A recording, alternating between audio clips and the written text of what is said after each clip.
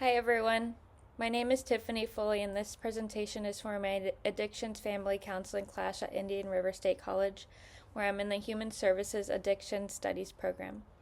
Today I'll be presenting a case study based on the movie White Girl. I chose this film because it highlights the connection between addiction, family disconnection, and risky behavior in young adults.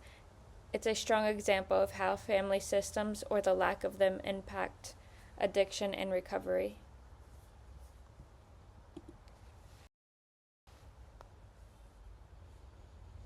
White Girl follows Leah, a college student living in New York City who quickly gets pulled into a lifestyle of drugs, parties, and impulsive decisions. Her experimentation with cocaine leads to chaos, legal issues, and emotional instability. Throughout the movie, we see that Leah's addiction is not just about drugs, it's also about emptiness, loneliness, and the absence of emotional connection. Her risky behavior becomes a way to fill the void left by a lack of structure and family support.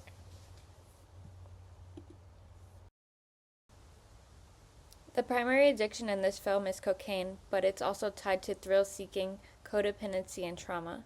Leah's environment normalizes drug use. She uses substances to escape her emotional pain and fit into her fast-paced social circle.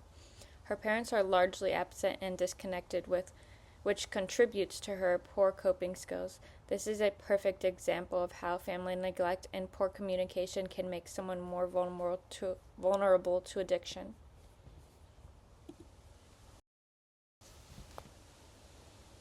In Leah's family, we see clear dysfunction and a breakdown of traditional roles. Leah acts as the addict or identified patient, the one showing the symptoms of the family's deeper issues. Her friends and boyfriend often play a role of enablers, supporting her drug use or pretending it's normal. Her parents take on a lost or detached role. They're physically alive but emotionally unavailable. With no structure, authority, or accountability, Leah's family system allows her addiction to grow unchecked.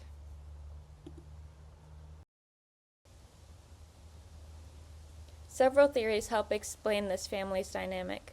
Bowen's family systems theory looks at how emotional patterns are passed down, how individuals struggle with differentiation, the ability to separate one's feelings from others.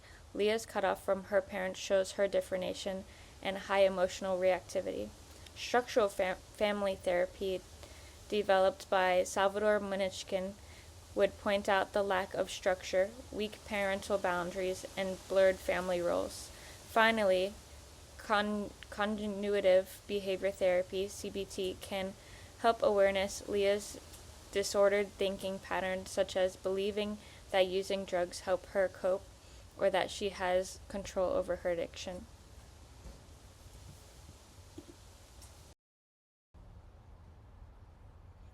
Several assessments could guide treatment for Leah and her family. The Addiction Severity Index would help measure the depth of her substance use and impact on different life areas.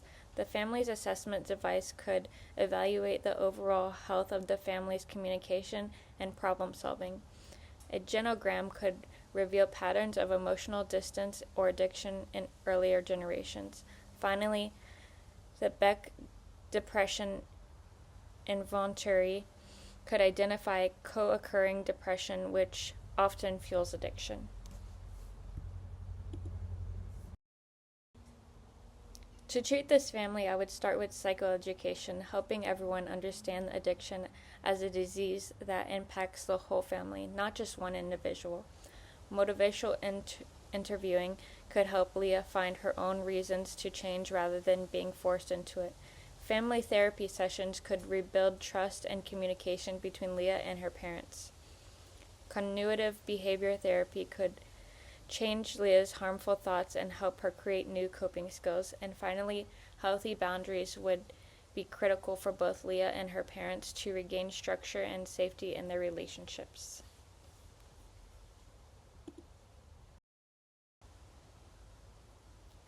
There are several barriers that could make counseling difficult. Denial is a big one. Leah might not see her behavior as a problem, and her parents may avoid taking responsibility.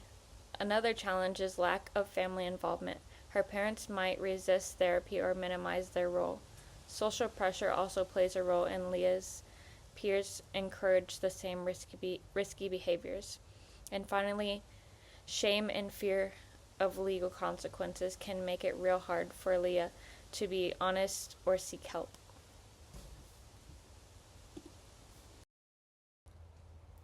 On the local level here in Port St. Lucie, Florida, programs like New Horizons of the Treasure Coast and Suncoast Mental Health Center offer both substance abuse and family counseling. Tykes and Teens also provides family systems therapy that could support Leah's age group. Nationally, resources like SAMHSA's National Helpline, AI, Anon, Adeline, and NAMI provide education, counseling, and community support for both addicts and their families. Using these resources together, what we call wrapped services, is key to supporting recovery.